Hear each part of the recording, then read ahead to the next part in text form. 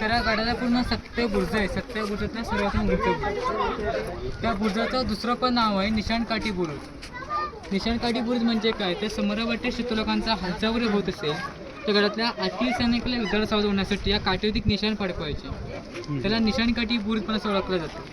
म्हणजे गडातला मुख्य पारा जो असायचा बुर्जावरून केला जायचा आणि गडातल्या आतील सैनिकांचा पारा या बुर्जावरती केला जायचा. म्हणजे मेन हा बुर्ज असा ठरवला जायचा. आता या बुर्जावर तुम्हाला गडाचा चारचा परिसर दिसतो बघा. आणि गडाच्या बॅक साईडला छोटासा एक दरवाजा आहे पानामध्ये. त्यालाच गडाचा चोर असं ओळखला, चोर दरवाजा.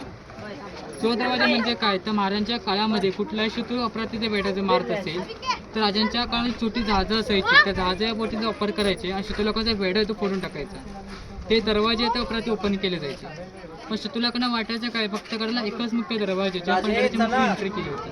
अशी पूर्ण केली राजाने 5 दरवाजे ठेवलेले होते. त्याच्यापैकी आता गव्हर्नमेंटच्या लोकांनी केलं काय, गडाचे सध्याचे 4 दरवाजे बंद केले. त्याच्याला हा फक्त एका दरवाजा ओपन आहे.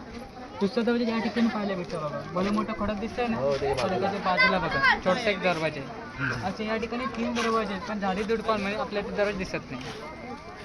पण आताच्या या दरवाजेला नसत